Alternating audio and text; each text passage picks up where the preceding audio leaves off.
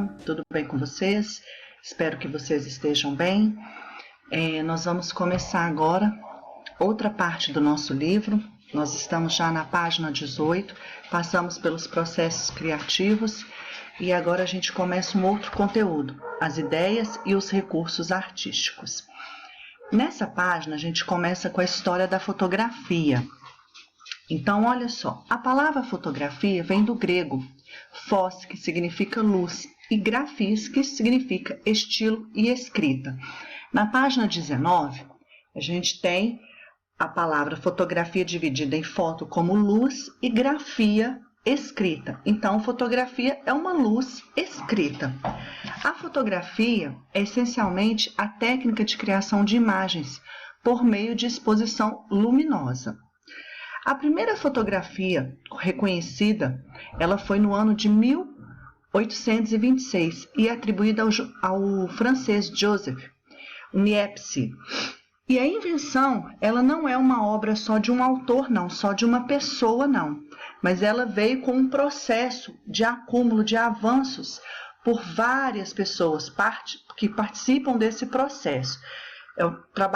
Trabalhando juntas em paralelo ao longo de muitos anos. Nós vamos falar um pouquinho desses precursores da fotografia. Cada um teve uma participação.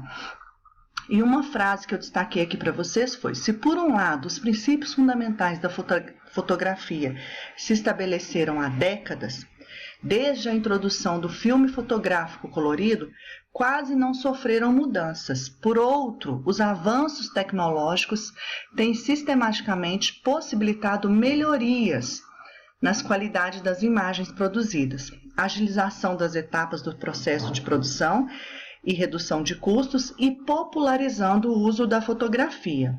Na página 18, e aqui no PowerPoint, eu coloquei a que é conhecida como a primeira fotografia do mundo.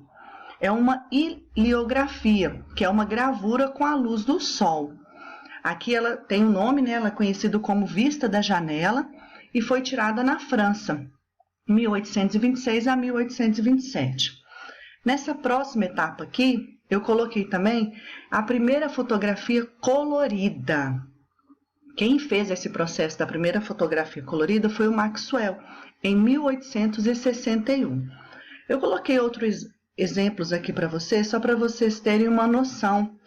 Eu já dei esse exemplo, eu costumo falar com os alunos. Nós temos uma câmera analógica aqui e uma câmera digital. A câmera analógica, ela leva um filme. É esse filmezinho aqui, ó, que eu conto esse caso para os meninos. Eu dei o exemplo das minhas filhas, a Ana Alice e a Gabriela.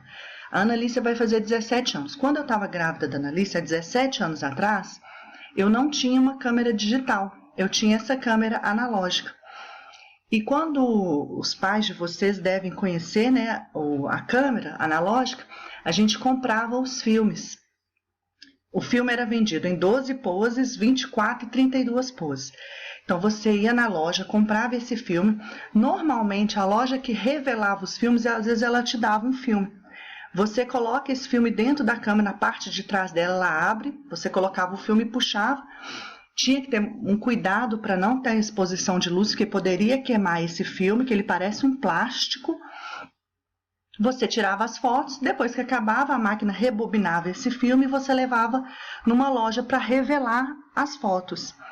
Então, eram reveladas fotos que ficavam boas, se ficavam tremidas, se ficava escura, revelava tudo. Tinha loja que fazia promoção. Às vezes você pagava só pelas boas, ou então você pagava por 12 e às vezes só 8 fotos ficaram boas. Então, da Ana Alice, que vai fazer 17 anos agora em maio, eu tenho muitos álbuns de foto da Ana, porque eu ainda tirei muita foto com esse filme. A Gabriela, minha filha caçula, que nasceu 3 anos depois da Ana Alice, eu já tinha uma câmera digital. Então, você vê a diferença de 3 anos, a tecnologia, né? E com a Gabriela eu já não tenho foto revelada dela, eu tenho fotos no computador, porque na câmera digital a gente tem um cartão de memória. Então, da Gabi eu tenho mais de 2.000 fotos no computador. E da Ana eu já tenho as fotos reveladas. Então, a gente passou por esse processo, né, de tecnologia, tudo com as câmeras. A Canon foi uma, e os filmes da Kodak. Então, eu coloquei esse exemplo para vocês verem. Hoje, a maioria das pessoas não revelam mais fotos. A maioria ficam com as fotos nos celulares ou nos computadores e não revelam, né? Tem gente que ainda revela álbum de casamento, essas coisas. Mas o processo com o filme não fazem como fazia antigamente. E na nossa página 19, nós temos os precursores da fotografia. O primeiro, que está aqui no nosso livro, que foi o Niepce, né, que foi o que inventou a primeira fotografia do mundo. O segundo, o Hércules Florence, que foi o precursor da palavra fotografia. Depois nós temos o Jacques Mandé, que foi o inventor do daguerreotype, que é um procedimento que ele faz por todo um técnico que popularizou, né, a fotografia. Nós temos o Henry Fox, que foi o responsável por tornar a fotografia reprodutível. Nós temos o John Frederick, que ajudou a definir, né, a palavra fotografia. E o Maxwell, que demonstrou o princípio da fotografia colorida. Passamos pela fotografia, esse avanço da fotografia, surgem sim as fotografias sequenciais. Então, olha só, a fotografia sequencial. A invenção da fotografia desencadeou a origem do cinema. Aquelas fotografias que eram feitas, eles começaram o quê? Desenvolveram uma fotografia seguida de outra foto com uma ideia de movimento. E esses movimentos sucessivos surgem-se o cinema. E aqui eu coloquei algumas curiosidades do cinema que fala assim: está errado quem pensa que o cinema foi inventado nos Estados Unidos. Embora hoje Hollywood seja o maior mercado cinematográfico do mundo, foi na França, em 1895, que ele foi criado pelos irmãos Louis e Auguste Lumière. Os franceses conseguiram projetar imagens ampliadas numa tela. Deste equipamento que surgiu o nome cinema. Aí vem, né, que ele foi produzido a partir, derivado do cinematográfico, ou melhor, cinematográfico.